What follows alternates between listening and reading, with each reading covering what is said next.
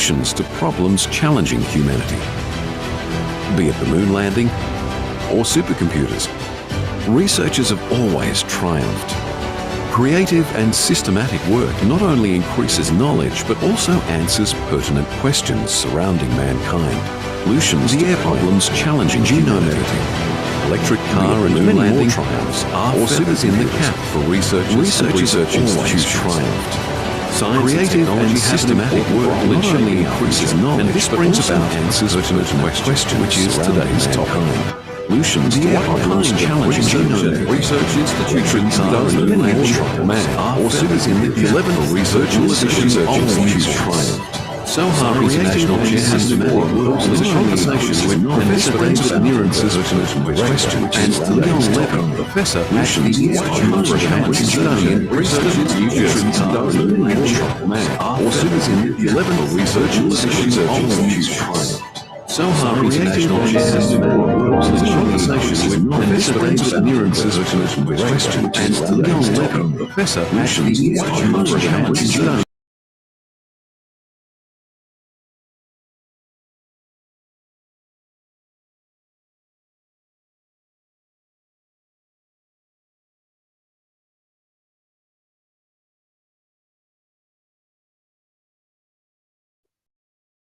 Good evening, ladies and gentlemen, and welcome to the 11th edition of Viewpoints. The progress of civilization from the humble wheel to hybrid cars resulted from human curiosity. Curiosity has also been a driving force of research. The need to know and understand the world around us keeps us moving forward. Researchers are people who never stop questioning, and their quest for answers has led to progress.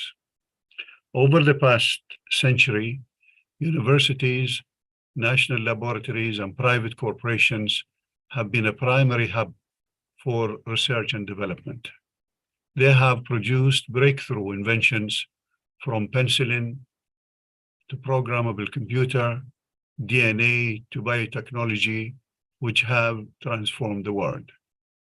As the world faces a growing number of challenges, such as global warming, malnutrition and food security, eradicating poverty, access to clean water, and more, the role of research and innovation in tackling these issues can hardly be overstated. An information explosion has made it increasingly important to filter and leverage the vast amount of data that is being constantly generated. Research enables us to gain new insights into data and expand our knowledge. Today's edition of Viewpoints will explore a topic that is not just increasingly relevant, but it also has the potential to have far-reaching implications. What kind of research do we need now in this vastly more complex world, and are our research institutions equipped to provide it? On that note, I would like to welcome our special guest speaker tonight, Professor David Nirenberg. He is the director and professor at the prestigious Institute for Advanced Studies in Princeton, the institute that was established in 1930 with Albert Einstein as one of the founders and first professors. Professor Nirenberg is a historian and author. He served at the University of Chicago from 2006 to 2021. During his tenure, he was the founding director of the Neubauer Collegium for Culture and Society, Dean of the Social Sciences, Executive Vice Provost, and Interim Dean of the Divinity School. He is now the Director and Leon Levy Professor at the Institute of Advanced Studies in Princeton, as we said. David is a member of the American Academy of Arts and Sciences and Medieval Academy of America. His recent book, co-authored with his father, Ricardo Nirenberg, is titled Uncountable: A Philosophical History of Numbers and Humanity from Antiquity to the Present. The book seeks to understand the powers and limits of the science and humanities. Before I invite our guest speaker, I would like to extend a warm welcome to the students and faculty member of the College of Banking and Financial Studies who are watching today's session live. Viewpoint is all about promoting active engagement. So attendees can join the session by typing their questions in the designated Q&A box displayed on the screen, preferably with their name and designation. Attendees at the CBFS can hand over their questions to the Sohar international reps, and we will share it, and they will share it with us. We will do our best to address as many questions as time permits during the latter half of today's virtual session. Without overdue, David, over to you. Thank you, Mohammed. It's a great honor and pleasure to be invited to join you. And I will try to address this enormous topic I set myself in a brief compass. It is a big topic. What kind of research and research institutions does the future demand? I'll take us through. I've prepared a PowerPoint, so I'll share my screen. Apologies for invading your. It's a big topic in terms of money. If you just look at this first slide, you can see that global expenditures in R&D in 2019 are roughly $2.5 trillion, of which the United States contributed 27%, or 658 billion. The People's Republic of China contributed 22%, Japan 7%, and the rest of the world, the remaining 44%. And it's big in terms of players. Unfortunately, my computer has frozen. This was very unfortunate. I may have to join you on a different computer. Okay. Yeah, forgive me, but this is.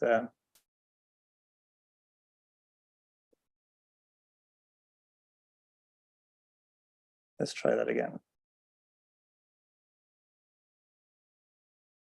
No. All right, I will leave you and join on the other computer, and we'll hope for a better result. Okay, David.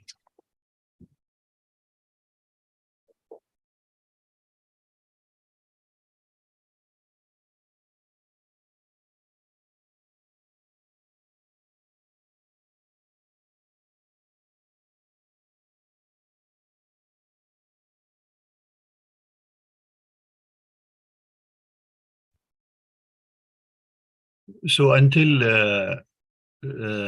Dr. David rejoin, I think it's good to say that he is going to also hopefully mention the lessons that we can get in Oman and the regional countries about research and the lessons from the United States. As we all know, the GCC countries have really in their different visions have put research and a big part since the diversification from oil and gas to knowledge-based economy has been very important, and obviously that have made the research in universities very important, made PhDs very important, and to stay the course of research even after acquiring doctorates is very important. Obviously, for the GCC countries in particular, funding is a really big issue. It varies from countries to countries, but obviously we are still need to do a lot more. So hopefully all these these questions and lessons that we can get from Professor David will be really important and beneficial for everyone.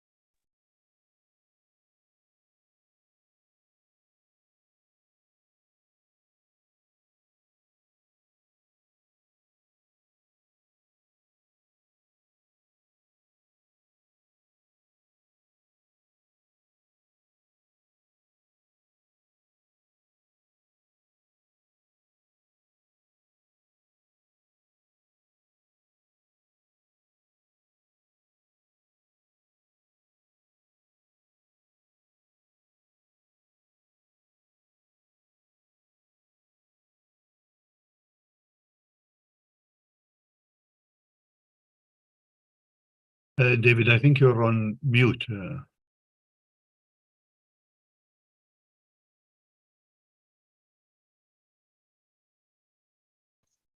And we need to share screen. Yeah. And we need to play from start. We can hear you now, David. Yep. And we can see you. And play from start.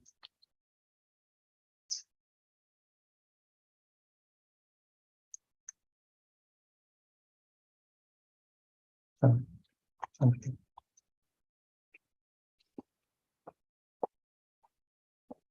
I'm very sorry about this. It's all my computers hung simultaneously, forgive me. But we were talking about the amount of expenditures by country. And they're also very diverse sources. So if you look here, you'll see that business, for example, is by far the largest contributor to research and development in engineering and sciences. Federal government is second, higher education, then non-federal government and other nonprofits. That was just in the US. And finally, my last point about this kind of funding is that you can see that where research is paid for and who does it is different. So for example, basic research, which is defined by the Organization for Economic and Development as experimental as theoretical work undertaken primarily to acquire new knowledge of the foundations of the world, the phenomena and observable facts. Applied takes place mostly in the world of higher education, although it's funded mostly by government. Applied research, as you see, the more we get towards application, the more business starts to step in. And finally, experimental development, where we're actually taking processes and putting them into existing products, is almost entirely business. So any issue of discovery in the last decade that you can think of has gone through this kind of flow. Think of the mRNA vaccine that started as basic research in university labs, scaled to applied research a decade before. The private sector, Pfizer, Moderna, et cetera, turned it into the kinds of products that we're now using. So here you can see that we have an enormous investment in science. And the question becomes, is it a good investment? Are we getting the most that we can out of it? And there's been a lot of interesting research that suggests that science budgets are very risk averse, and therefore they're good at creating incremental knowledge, but they're bad at creating breakthrough knowledge. They're bad at finding things that are more than a step away from what we already know. And I'm giving you here as a graphic some research that was done on the Medline biological and health databases, suggesting that in terms of achieving breakthrough research, the billions that we're investing are less than a random walk would achieve in terms of the, again, breakthrough. So we're talking about the need to accelerate speed and scale of discovery. And there's many ways to do that. And many people are thinking about how to do that. And partly this is taking place across very diverse institutions, ranging from national labs in the United States and Germany and China, to universities, to corporations like Google and Microsoft and many, many others. So I'm really not in a position to talk about all of it, especially having wasted so much of your time with technical difficulties. But I'm just going to talk about one kind of change we could make that I think, one kind of issue we need to pay attention to that would increase our capacity for breakthrough research. And I'm going to call that no barriers, which is simply a buzzword for a general attempt to diminish the frontiers that interfere with the diffusion of people and ideas. So what do I mean by no barriers? First, I mean it in terms of people. And I'm going to try and make that point through an example. I want to tell you about a conversation about research we had at the Institute for Advanced Study on space-time, quantum entanglement, and black holes. Now, this is not an area that I am particularly expert in, but it's an area in which the Institute for Advanced Study and a group of researchers here made a series of breakthroughs that were that earned for some of the researchers the Breakthrough Prize in Physics, became a cover story in the New York Times and in Scientific American and many other journals, and is proving to be extremely exciting in physics. And I just want to talk a little bit about what that problem is. Now, it's good to have a little bit of an idea of the issue. And here it's really about how we know what we know about black holes. And there was a basic paradox ever since Stephen Hawking theorized black holes, when he suggested that black holes actually destroy information as they themselves disappear. Now that is a problem that violates a principle of physics, which is that information isn't destroyed. And it's been a problem for the past 45 years, until around 2019, a group of researchers here in the natural sciences provided a solution, a proposed solution that is, as I say, seems to be a real breakthrough in the physical sciences. And I won't go into the details, which are all about quantum entanglement and are extremely complicated, but I just want to talk a little bit about how that was achieved. And the way it was achieved, apart from the science, is by bringing together, I'm taking you through slides of the science in case you're interested. All of this you can see in the Scientific American article. But what matters for us is that the way this was achieved is that it was achieved by bringing together 4 people from very different levels of scholarship, different stages in their career, and from very different parts of the world. So Jeff Pennington, a junior visiting professor from England, Ahmed Al-Maidi from Abu Dhabi, also a postdoc here, Juan Maldacena, the senior professor from Argentina, who's been a professor here at the Institute for some time, Suber Shashdev, a professor at MIT from India. And the reason I want to stress that is that I think that the ability to bring through people in international collaboration is one of the absolute bases of breakthrough research. And it's also one of the aspects of breakthrough research that is being threatened by geopolitical developments today. If you look at international collaborations and the production of scientific articles, you'll see here's the largest producers of scientific articles, and there's very different roles for international collaboration in different countries. The role in the United States is understated because so many people who migrate to the United States become citizens and then count as domestic authors only. But if you looked at the United States entirely birthplace, it would look much more collaborative. So I want to focus just for a minute on one of these people, Ahmed Al-Maidi, who won the Breakthrough Prize in Physics for his contributions to this research. And I want to focus on him because he is someone who comes from an area not traditionally associated with physics and the natural sciences, quantum field theory, etc. And making sure that talent from all over the world can actualize itself on the hardest problems is, I think, the challenge that I'm trying to encompass when I say no barriers. So if you look at Ahmed's accolades, Breakthrough Prize, yes, IAS member here for 5 years, but you'll see that it all begins with investments by the Abu Dhabi Investment Authority in undergraduate scholarship. And Ahmed is now going back to Abu Dhabi, and he will be taking his network of physics and science back to the Gulf states and creating a never thicker set of relationships, all aimed towards discovery between that region of the world and the other institutions in which he has been working. So that's, I think, what I mean by no barriers in terms of people. There's also no barriers in terms of methodologies. And here I want to give you the example of human behavior. We have such an explosion of new tools available. Mohammed referred to a number of these in his introduction, which actually covered just about everything I want to say. So Mohammed, thank you. We have all kinds of tools, including very inexpensive genome sequencing, chemical analysis, huge imaging potentials for the brain, computation, big data, virtual social networks, geospatial analysis. And what this allows us to do, it allows us to study the human now as an integrated system from the molecule, think RNA, think DNA, or to the cell, to the individual. Here I give you the brain as a representing the individual. That's of course not entirely true. To mass society, and the ability to do that, to be able to move from, for example, measuring how a person moves through a neighborhood correlating that to loneliness and correlating that to the expression of diabetes, for example, in elderly people, the ability to do that has direct impacts on how we can help people. For the first time, we can do that from, as I say, the cellular or even the molecular to the social level. It gives us all new ways of measuring and analyzing human behavior. And that means it gives us new ways of let's say, adapting human behavior, changing preferences and choices in ways that we might think are beneficial to human and social development.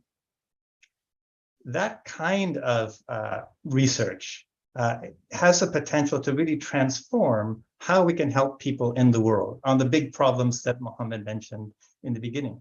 If we can find, for example, ways to affect later life outcomes through early childhood education, we achieve much more per investment in each child than if we are trying to do that much later in life when more serious problems have emerged.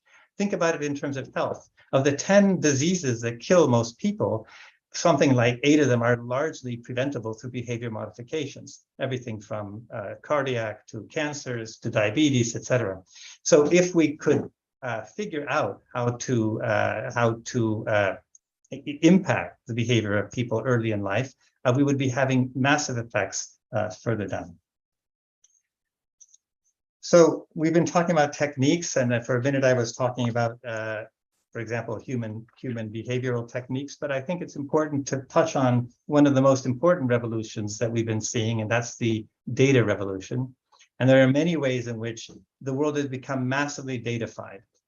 In a way, and every day, this increases by factors that are staggering. And this makes possible all kinds of things from machine vision to machine learning, intelligence sampling, etc. And then we have a revolution in computing. So artificial intelligence is something we all know a lot about. And in the investment and research and development area, it's one of the most important areas that that the world is focused on. So it's a massive opportunity. We might say it's a phase transition in explanatory and predictive power, but it also needs many barriers to fall if we're going to make that phase transition actually work. So, for example, machine learning requires engineers and computer scientists to work very closely with people in the disciplines that they're trying to work with. So if you want to create models, for example, for material science, do you need to model the laws of physics and the laws of chemistry into the machine learning? It requires collaboration with, say, mathematicians. Right now, our basic machine learning models are quite inefficient, and they don't work well on samples that are small, as often in the case in problems like, say, biology. So we need to collaborate with pure mathematicians to find new algorithms and new ways of thinking about the mathematics that are limiting AI techniques. AI and machine learning are very opaque. We don't actually know how the machine reaches its results. And we want to gain some transparency into that if we want to trust the machine. So there again, we need to work, especially with, for example, computational theoretical and mathematical computer scientists and computational social scientists on things like fairness algorithms. How can we make sure that our algorithms are encoding social values that we care about? And the reason that's important is because algorithms are being used to do all kinds of things in human society that they never did before. I'm giving you here an example, which is an example of what I would call a prediction policy problem. That is, one of the ways in which society has come to use algorithms is to decide who's going to be a great teacher, who should you hire for this job, who should go to jail and not go to jail when charged with a crime. I'll just give you the example of who should go to jail and not go to jail. This is a prediction policy problem that the United States has worked on. It's put in something like 150,000 bail decisions, letting a judge decide in the 12 million arrests that happen per year in the United States, what to do with the defendant. Should the defendant go to jail while they wait trial, or should they be released? If you release the defendant, they can fail to appear in court, they can commit another crime, But if you jail a defendant who would otherwise not have behaved badly, you are imposing a huge cost on his family, on her family, on society, etc. And this all depends on predictions. And humans are notoriously bad at predictions. I give you Homer Simpson as an example of the human brain's ability for prediction, whereas for some of these kinds of problems, machine learning and artificial intelligence are extremely strong. On the other hand, we want to know when we're talking about decisions that are going to affect the human life, we want to know how those decisions are taken. What kind of information went into the machine? What is the machine finding significant? What variables matter? If we find that, for example, race is the primary variable that the machine is using, we might not want to base our decisions on such an algorithm.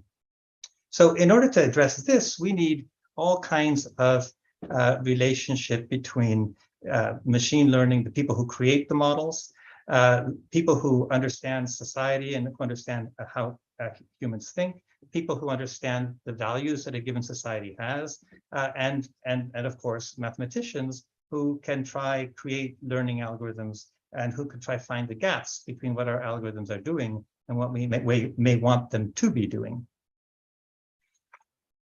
So, I said, what does the future need in terms of research? What kinds of research institutions do we want? And it won't surprise you that, of course, the entire narrative is meant to bring you to my conclusion, which is that the kinds of research institutions we really need are institutions like the Institute for Advanced Study. And the reason I say that is because we need institutions where there are no barriers between the kinds of questions, the kinds of methods that people are applying to complex problems.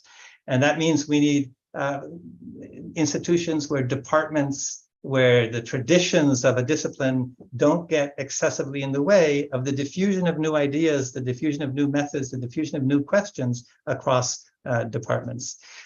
So in this case, I offer you something like the Institute as a model where we have basically 4 schools that are really functioning as one. And the second issue about no barriers is that we need institutions that can really assemble people, the best people, around the most complex problems, around the problems we want to solve. And here I think that the place like the Institute for Advanced Study is distinct from, say, a university in some important ways. And one of those important ways is that we don't have a very large permanent faculty and many students who we're essentially trying to teach elementary or basic skills. We have a very small faculty that brings in some 300 scholars every year from all over the world to focus on a particular hard problem. So in this sense, we are reassembling ourselves, as we did in the quantum entanglement story that I opened with. We're reassembling ourselves around breakthrough questions, foundational questions, and we're bringing to this place anyone in the world who has the tools to help us think about those questions. So I do see a real connection, I would say, between, for example, the Institute for Advanced Study as the place that in the 1930s brought Einstein and von Neumann and other scholars in many disciplines, art history, physics, mathematics, from all over the world, from China to Japan to the Institute to work on very foundational problems, and the present Institute with people like Ahmed Al-Mehdi, who come here to bring their skills to bear on some of the really foundational problems of the world. So that said, I'm going to try stop sharing my screen. I'm not on a computer whose workings I really understand. And I'll bring my talk to a conclusion, I hope only a little delayed from where we were supposed to be. David, thank you. That was thought-provoking and insightful. Thank you. Let me start the discussion by asking you about the Institute itself and what kind of things and issues that you concentrate on. I remember visiting, and it's a great place to be in from during the setting of it in there. But tell us about it, and tell us how do you go about bringing those researchers and the issues? Well, every school is different, but I think what binds them all is this idea that this should be a place where any scholar from anywhere in the world can come and actualize their potential for discovery.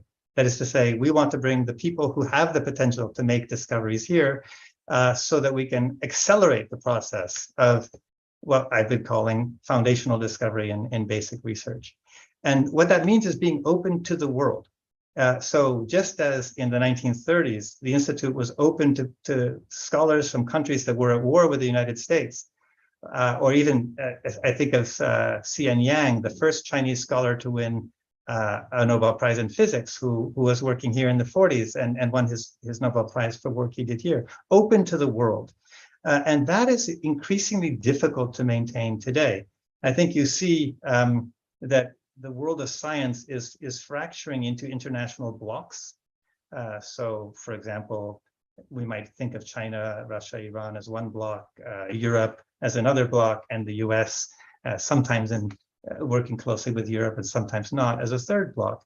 And I think it's very important, if we want to make progress on basic questions, that we remain open to scholars from all over the world, and above all, that we open pipelines to places that are not in the traditional flow of scholarship. As, for example, Abu Dhabi was not in the traditional flow of physics scholarship, but the same is true 50 years ago. India would not have been in the traditional flow of, say, mathematics and physics and engineering. And today it's dominant in all those areas.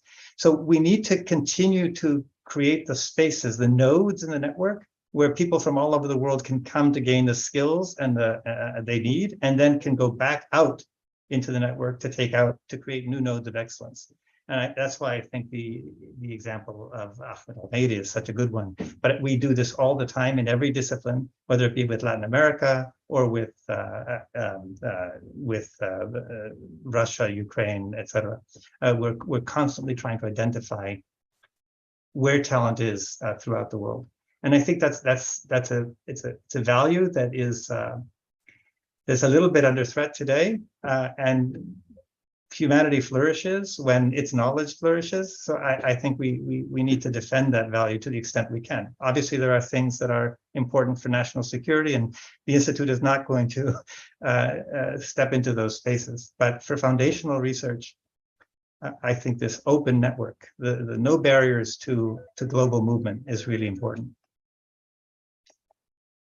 So, David, you talked about no barriers, collaboration, and globally. With the geopolitics as they are, between the US and China, between other places, how is research being affected or not affected? I think research is being quite affected. In fact, the White House Office of Science Policy just issued a report a week ago calling for a return to international relations in basic science, and pointing out that the U.S. is falling behind in its interactions with scientists in other areas of the world, certainly Europe, China, etc.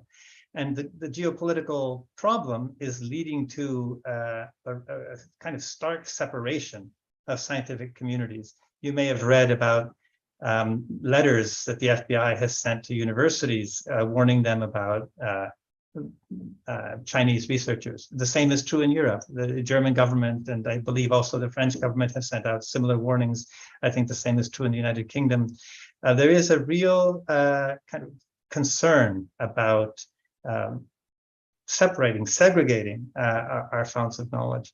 And I think that's inevitable in some areas. I think, for example, in some engineering fields that are just crucial to national security, you're going to find every block trying to create its players.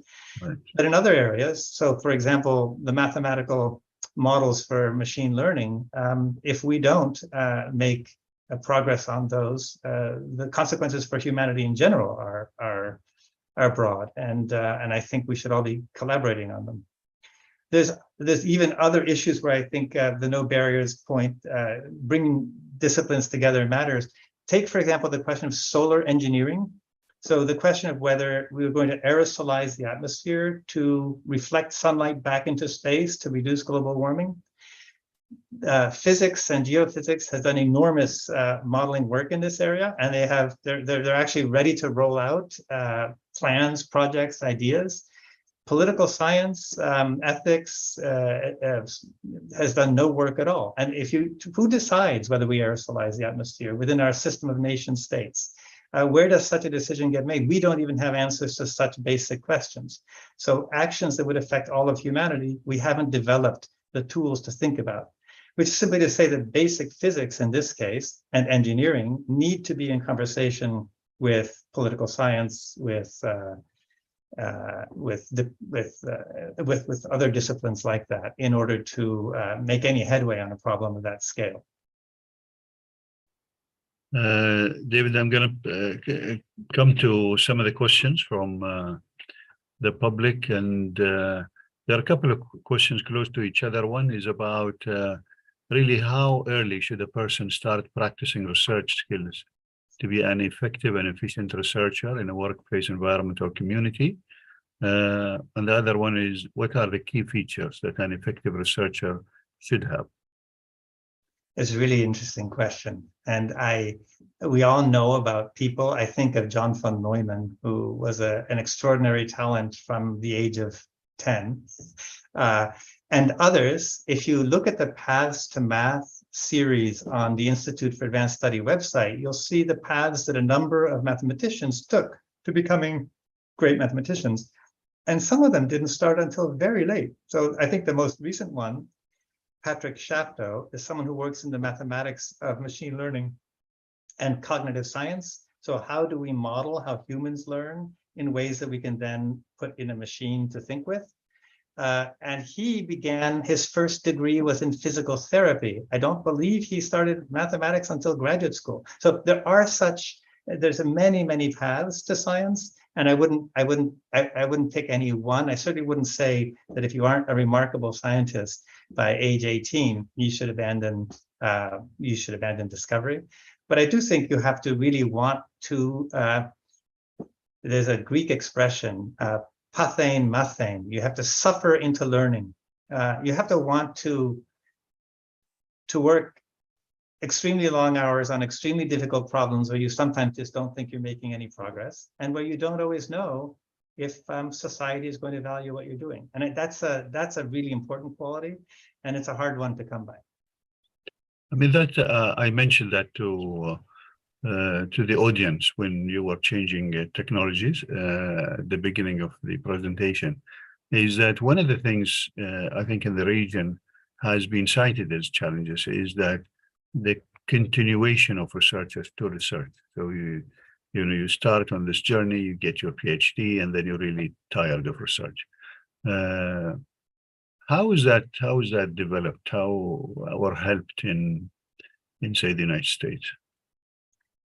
I think that's why I put up the accolades of Ahmed Al-Meiri, because I wanted just to make clear that the potential for research starts with very early investments by societies in their schools, in scholarships, in opportunities for students to go abroad if they need to go abroad to gain skills.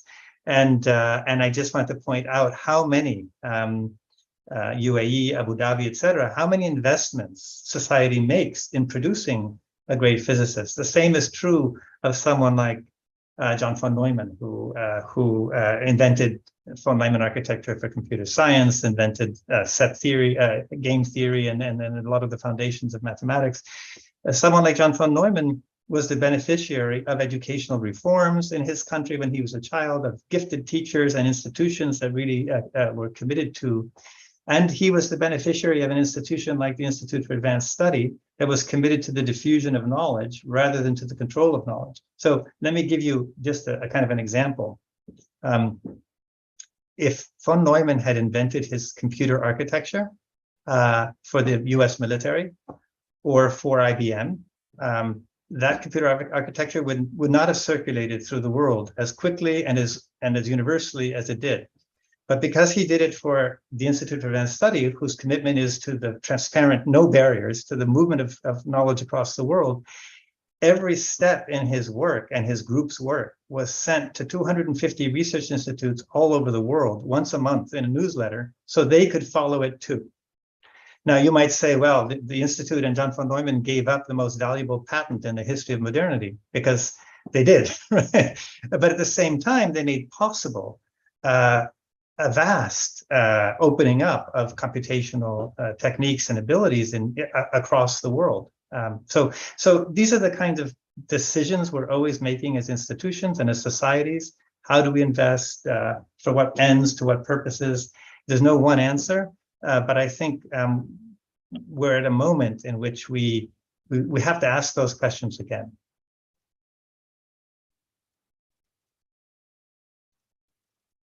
There's a question from Saif Al-Haddabi it says, in developed countries, it is very clear that the business sector is funding research, especially in applied and experimental research for developing countries who should pay for R&D, especially when an industry is not R&D focused.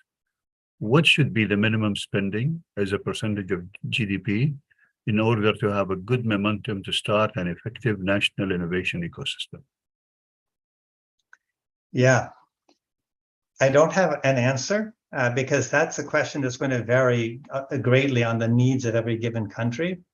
But I think it's a similar question to what we're encountering, say, I'm not in Egypt, I'm not following the climate change conference, but these are debates about who should pay for asymmetrical costs and in a world of asymmetrical wealth. And I think the same is true of science. And here I think, especially when it comes to basic science, the developed world, the scientifically more developed world, has a responsibility to create paths so that talent from all over the world can gain access to the skills it needs to actualize its own capacity for discovery. And I think that's as important as investment in developing countries. But where I think the investment of developing countries really matters is in primary education. I showed you that slide from Jim Heckman's Economics of Human Development. The investments you make there are in the earlier periods of education are going to transform the capacities of everyone you're investing in. And I think good science will follow from that. So you mentioned, I think, COP, and there is a question from Nawal Khalifa on, do you think we have enough scientific evidence that climate change is triggered by human actions? And if yes, how come we are still not able to collectively reach a solution or agree on a roadmap to a solution or solutions? That is a question that I am not qualified to answer as a historian. So I don't make a judgment about this, about the physics, for example. But what I would say is that the whole problem of climate change became visible to scientists because of concerted efforts to take one method used in one space and find new uses for that method. And I'll tell you the story of how that happened. The first two conferences on climate change, on how carbon addition to the atmosphere is affecting the weather, were held in the Institute for Advanced Study in 1946 and 1955. And the reason they were held here is because John von Neumann's computer had made possible certain kinds of calculations that humans could never do before because they were just too complex. And so in trying to find new uses for those calculational abilities, von Neumann and the Institute held a conference of meteorologists, of people specializing in weather, to ask them what kinds of problems how can this help you? And it's out of that, for example, the metaphor of the butterfly beating its wings, causing a hurricane in India, came out of that conference, and the MIT school and the Princeton School of Climate Change Theory grew out of this effort to look at this new technique, this new method, and where can we apply it? And that's, again, an example of what I'm trying to point at when I say no barriers. We have to constantly be asking, okay, we have new techniques emerging, new forms of knowledge. What kinds of problems can we bring them to that we haven't thought of yet?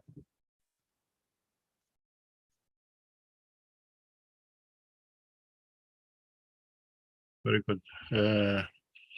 There's a few questions about, David, the ability to raise money for research, and what are the strategies there, and in areas where it's not prevalent to fund research. Okay.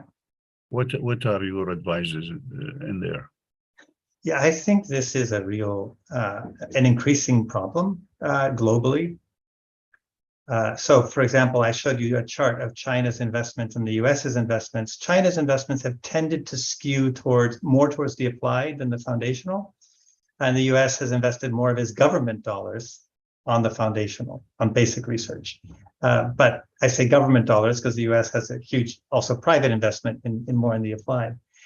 But across the world, I think you're seeing a general drop-off in investing in basic research, and more of an emphasis on the applied process translational research.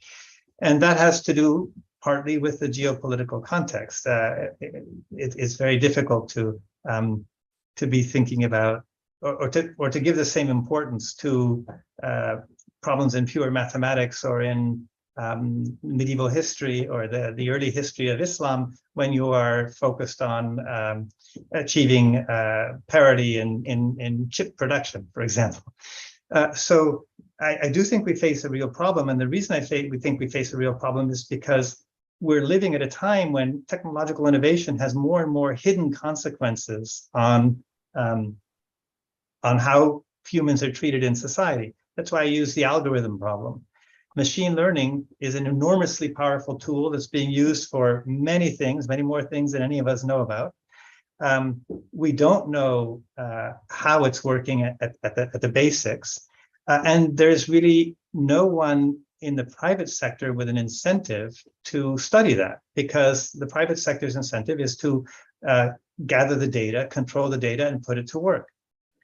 If we don't have basic research on these kinds of questions, we actually aren't going to know the answers. And so I think we're living in a period in which we're seeing a shift in terms of the control of scientific productivity and information away from, let's say, the public sphere and into the private sphere. And that's very productive, and it's having great effects in terms of technology, but it is also problematic in terms of helping us as societies be aware of the consequences. Very good. There's a question from Zayana Nasur saying, do you think that historical evaluation on a specific case study is necessary for an effective future research? That's a fascinating question, because there's really two very different schools of thought. Someone like me is going to think that looking at the past helps us understand a little bit about how complex discoveries were made. That's why I talked about von Neumann's dependence on institutions. We tend to ignore that aspect of his history, and we just focus on the genius. On the other hand, there are many people who think that the past really doesn't tell us anything useful about how to make ongoing discoveries in emerging technologies. There's really not a right answer. I think that question holds for almost everything we ask about the world. Does the past help us understand anything about how we get along as in our families, in our societies, in our ethics, or is it largely irrelevant? And of course, I believe it matters. And I believe that one of the things that past teaches us is that institutional forms matter, and that we need to be looking for the institutional forms to carry out research and to prepare talent for the future. And I suspect that the institutional forms that we are really very reliant on today, like the research university, which is an institutional form that arose in the 1880s in Germany, and it has changed, of course, but in many ways it remains very similar to the kinds of institutions that arose in that period, with departments and with faculty divisions, etc. That those kinds of structures are imposing certain kinds of limits. So I think we need to be aware both of the historical and of the changing shape of the environment, and put the two into conversation with each other whenever we're asking a question about how we should be organizing our institutions.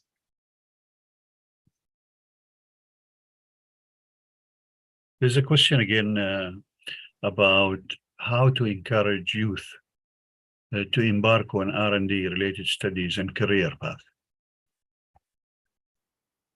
Yeah, that is a really interesting question. And I guess I would say we also want to embark on what kinds of R&D studies.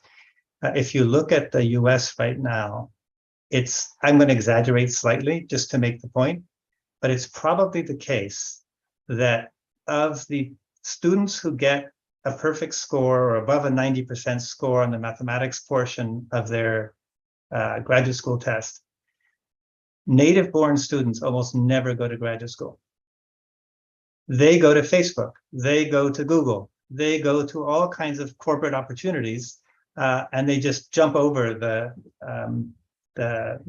research world, so to speak. On the other hand, if you look at who's doing physics in the United States, or who's doing mathematics, or who's doing much of the work in biology, it's almost all students from China, from India, from Pakistan, from the rest of the world. And that's a fascinating, it's always been the case in the United States that much foreign talent has come here and has made up for the lack of native-born Americans going into the sciences. So I think it really depends on what kinds of research you mean. I think you can encourage people to go into research because of a career outcome, and that's driving many people towards computer science and towards Google, or you can encourage them to go into basic research, and that's very hard against the macroeconomic winds that basically don't really fund basic research. And that's why you see foreigners doing it in the US and not native born, which I will add is a real problem now that the geopolitical system is becoming more fractured. What do you do if 50% of your students in the natural sciences are Chinese, which is the case in most American leading research universities? These are moments, I think, where we're really seeing the strain in the system.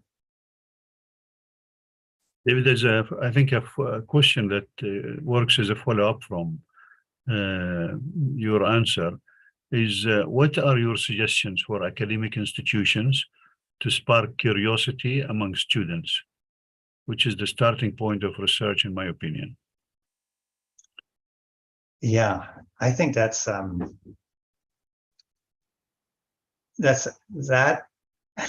I wish if I were there, I would ask actually the students, because I think they have better answers often than the professors do. They are living that experience. They know what doesn't work, and they also know what does work. I think we have a bit of a crisis in, again, I'm speaking about the United States, which is not typical. The United States is a country that has been less successful in its primary education than many other countries of its wealth, and that's an amazing fact. And that's one reason why it's depended so much on immigration to supply scientific talent. So I'm not sure that we're the best example to look to for how to encourage. And I wish I had a simple answer. I've talked to many people who are fantastic mathematicians, for example, and some of them say, this teacher, this moment is what hooked me. Others say, my teachers were terrible. It wasn't that.